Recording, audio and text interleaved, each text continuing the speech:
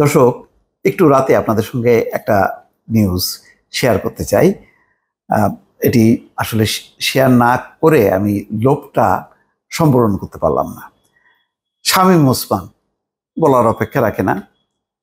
তার মুখে মুখে তার যেই ভাষণ, বক্তৃতা, তর্জন গর্জন, একটা মহা বীর, সেই বীর এখন কোথায় আছে নিশ্চয়ই আপনারা জানতে পেরেছেন। সেই বীর এখন ভারতে অবস্থান করছে। তার একাধিক ছবি প্রথম আলো প্রকাশ করেছে। দিল্লিতে নিজামুদ্দিন আউলিয়ার দরবারে দেখা গেল শামীম ওসমানকে। এখন দরবারে কি কাজ, তার মানে বুঝতে পারছেন, বাংলাদেশ থেকে পালাই গেছে সোজা অর্থে। ওই যে পালাবো না, ওবায়দুল কাদেরের এই কথা, আসলে উনি নিজেও এটা রক্ষা করেননি।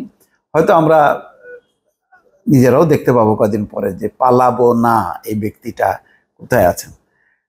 এখন তো মির্জা ফখরুল ইসলাম আলমগীরও বলছেন যে তার আমার বাড়িতে আসার কথা, কিন্তু সে কোথায় পালিয়ে গেল। তো যাই হোক, এখন এখানে যে খবরটা, সেটা হলো ভারতের একটি বিশ্ববিদ্যালয় থেকে স্নাতকোত্তর চূড়ান্ত পরীক্ষা শেষে 1 মাসের ছুটিতে দেশটি ঘুরে দেখতে বের হয়েছিলেন বাংলাদেশের মনিরুল হক। দিল্লিতে পৌঁছে সন্ধ্যার পর যান নিজামুদ্দিন আউলিয়ার দরবারে। সেখানে চোখের সামনেই দেখতে পান গোপনে দেশ ছাড়া আওয়ামী লীগ নেতা শামীম ওসমানকে। গণ অভ্যুত্থানের মুখে গত 5ই আগস্ট আওয়ামী লীগ সরকারের পতন হয়। সেদিনই দেশ ছেড়ে ভারতে চলে যান সাবেক প্রধানমন্ত্রী শেখ হাসিনা। এরপর অন্তর্বর্তী সরকার ক্ষমতা এলে তার দলের অনেক নেতা গোপনে দেশ ছাড়েন। নারায়ণগঞ্জের সবচেয়ে আলোচিত নেতা ও সাবেক এমপি শামীম ওসমানও সপরিবারে গোপনে দেশ ছাড়েন বলে খবর বের হয়। তবে দেশ ছাড়ার সঠিক তথ্য পাওয়া যাচ্ছিল না। সরকার পতনের 2 দিন আগে তথা 3রা আগস্ট শামীম ওসমান দেশ ছেড়েছেন বলে চাউর হয়েছিল। কিন্তু সেদিন ধানমন্ডিতে আওয়ামী লীগ সভানেত্রীর কার্যালয়ে দলের সাধারণ সম্পাদক ওবায়দুল কাদেরের সংবাদ সম্মেলনে উপস্থিত হয়ে সাংবাদিকদের জানান তিনি দেশেই আছেন। তিনি কিন্তু আবার বলেন যে না, তিনি দেশেই আছেন, 3 তারিখেও তিনি দেশে আছেন। কিন্তু এবার তার দেশ ছাড়ার সত্যতা নিশ্চিত হওয়া গেছে। চলতি মাসের 5ই সেপ্টেম্বর, অর্থাৎ সরকার পতনের ঠিক 1 মাসের মাথায় তাকে দিল্লির নিজামুদ্দিন আউলিয়ার দরবারে দেখেছেন ফ্রিল্যান্স ফটোগ্রাফার ও নির্মাতা মনিরুল হক। মনিরুল হক সিকিম বিশ্ববিদ্যালয় থেকে স্নাতকোত্তর চূড়ান্ত পরীক্ষা দিয়ে বাংলাদেশে ফেরার আগে ভারতের বিভিন্ন জায়গায় ঘোরেন। তিনি 5ই সেপ্টেম্বর সন্ধ্যা নিজামুদ্দিন দরবারে বসেছিলেন। এই সময় হঠাৎ তার কানে বাংলাদেশ শব্দটি আসে। খেয়াল করে দেখেন, এক ব্যক্তি বাংলাদেশের নাম উচ্চারণ করে দোয়া করছেন। তখন সঙ্গে সঙ্গে মোবাইলের ক্যামেরা চালু করে ভিডিও করা শুরু করেন তিনি। মনিরুল সেই ভিডিও প্রথম আলোকে দিয়েছেন। মারাত্মক ব্যাপার। তার প্রথম আলোর কাছে একটা ভিডিও আছে, খুবই মূল্যবান ভিডিও। নিজামুদ্দিন আউলিয়ার দরবারে এই ব্যক্তিকে দিয়ে দোয়া করান শামীম ওসমান। এক ব্যক্তিকে দিয়ে দোয়া করাচ্ছে, সেই ছবিও দর্শক এই যে দেখা যাচ্ছে। নিশ্চয়ই আমাদের যে ভিডিও এডিটর সেটা আপনাদেরকে আরো ভালোভাবে দেখাবে। আচ্ছা, ভিডিওর উর্দু ভাষায় সেই দোয়া বাংলা করলে হয়, শামীম ওসমান সাহেবকে সালাম পৌঁছানোর সামর্থ্য দাও, শেখ হাসিনা সাহেবাকে শানদার সাফল্য দান করে বাংলাদেশে ফিরে যাওয়ার ভাগ্য দান করো।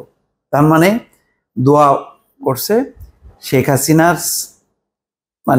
শামীম ওসমান সাহেবকে সালাম পৌঁছানোর সামর্থ্য দাও, আর শেখ হাসিনাকে সাফল্য দান করে সে যাতে বাংলাদেশে পৌঁছাতে পারে সেই ভাগ্য যেন দেওয়া হয়।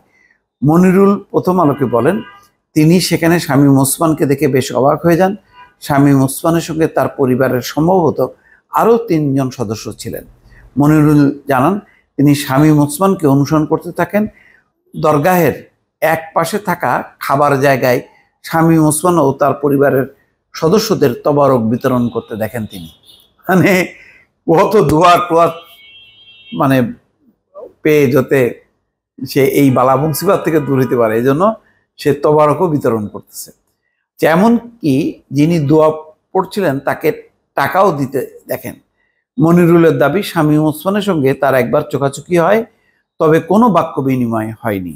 শামীম ওসমানকে দেখে হতাশ মনে হয়েছিল বলেও জানান বাংলাদেশি এই শিক্ষার্থী। কোটা সংস্কার আন্দোলনকারীদের উপর শামীম ওসমান ও তার সহযোগীদের গুলি ছোড়ার অভিযোগ রয়েছে। এর একটি ভিডিও সামাজিক যোগাযোগ মাধ্যমে ছড়িয়ে পড়েছে। গত 19শে জুলাই বিকেলে নারায়ণগঞ্জ শহরের চাষাড়া বঙ্গবন্ধু সড়কে সে সময় আওয়ামী লীগ দলীয় সংসদ সদস্য শামীম ওসমানের নেতৃত্বে আওয়ামী লীগ, ছাত্রলীগ ও যুবলীগের নেতাকর্মীরা মিছিল বের করেন। ভিডিওতে দেখা যায় শামীম ওসমান ও তার কয়েকশো অনুসারী আগ্নেয়াস্ত্র ও ধারালো অস্ত্র নিয়ে শহরের চাষাড়া এলাকা থেকে বঙ্গবন্ধু সড়কে শহরের 2 নম্বর রেলগেট এলাকার দিকে আন্দোলনকারীদের ধাওয়া দিচ্ছেন। তার সঙ্গীদের কয়েকজন আন্দোলনকারীদের উপর গুলি ছোড়েন। ইতিমধ্যে শামীম ওসমানের বিরুদ্ধে একাধিক মামলা হয়েছে। এই হচ্ছে রিপোর্ট। কিন্তু তারপরও শেষ পর্যন্ত টিকতে পারেননি, শেষ পর্যন্ত তাকে ভাগতে হয়েছে। এখন এই নিজামুদ্দিন আউলিয়ার দরবারে তাকে দেখা গেল। এটাই হচ্ছে খবর। তার মানে এই খবরটা ধরে বিশ্বাস করতে পারেন অনেকেই যে ভারত সরকার মানে গোপন রাখছে। বাংলাদেশ থেকে শামীম ওসমানের মতন অনেকে বের হয়ে গেছে এবং তারা ভারতে অবস্থান করছে, কিন্তু ভারত সরকার তাদের নাম ধাম প্রকাশ করছে না, বরং এক ধরনের আশ্রয় রেখেছে। এখন এটা কি রাজনৈতিক আশ্রয় কি দিয়েছে, নাকি তাদের স্ট্যাটাস কিভাবে আছে, এটা এখনো পরিষ্কার না। দর্শক ভালো থাকবেন, আল্লাহ হাফেজ।